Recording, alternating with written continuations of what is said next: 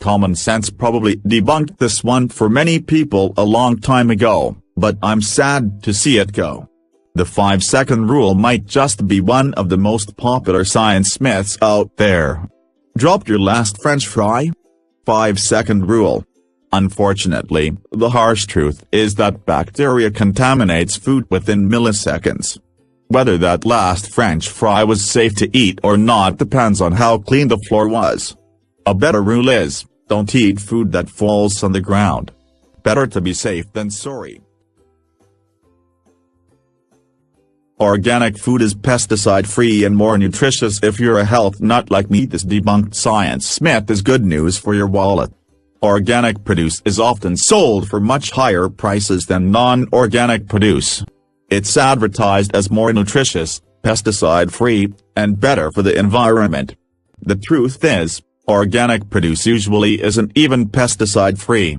While organic farmers use chemical pesticides that are naturally derived, in some cases these pesticides are actually worse for the environment and your health.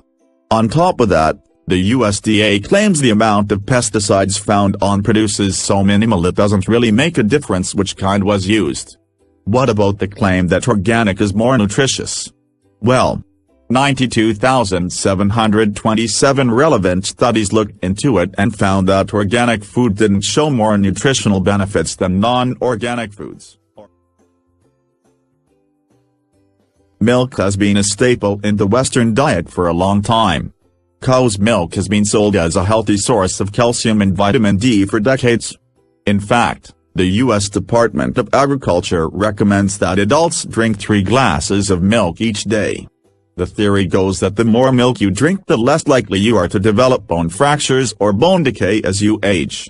This is one of those science myths that has been proven wrong multiple times but many people still believe. Numerous studies have shown there's no correlation between drinking milk and having fewer bone fractures. Maybe it's time the U.S. Department of Agriculture updates their health recommendations. Milk,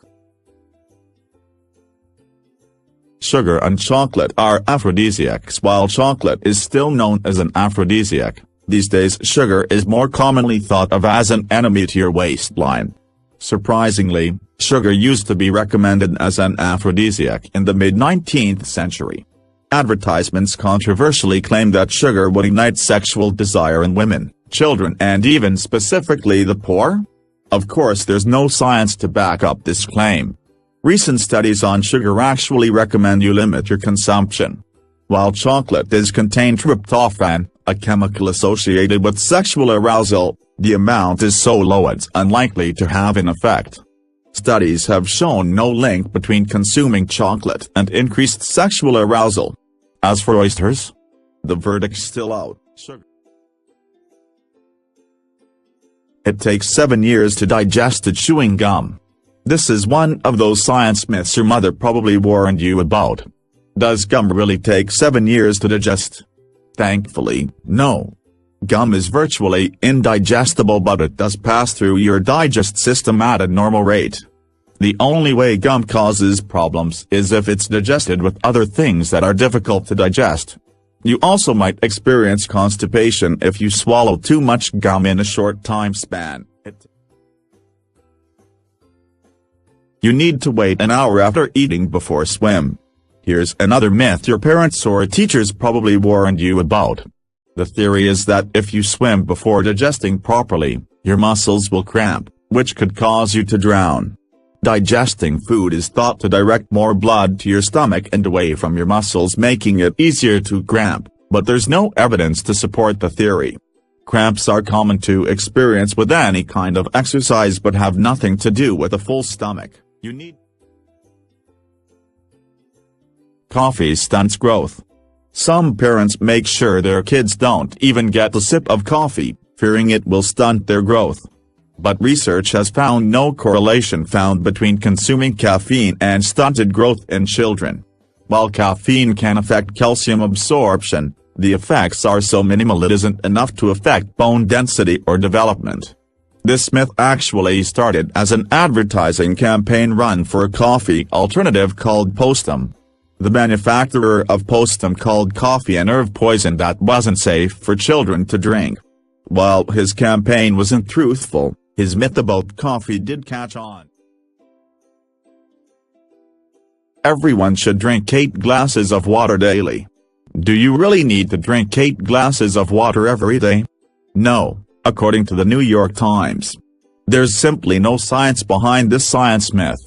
Studies have shown no link between healthy people and the amount of water they drink. While we all need to stay hydrated to be healthy, the truth is that most of our hydration needs are met by water found in the foods we eat.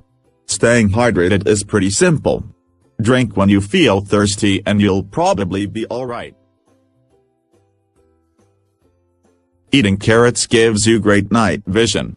Can carrots give you better night vision? Probably not. This science myth came about because of the link between vitamin A and enhanced vision, and a particularly effective WI propaganda campaign against the Germans. While carrots do contain vitamin A, it's not enough to make a difference in your eyes. Turkey makes you sleep. Here's a science myth about turkey we love to believe to justify post-feast naps. While turkey does contain tryptophan, a chemical that makes you relax, it's not enough to put you to sleep. In fact, a lot of other foods, like cheddar cheese, have more tryptophan than turkey and give us no issues. So what's to blame for your food coma after a good Thanksgiving meal? Probably all the carbs and one too many glasses of wine. Or maybe it was that third slice of pie.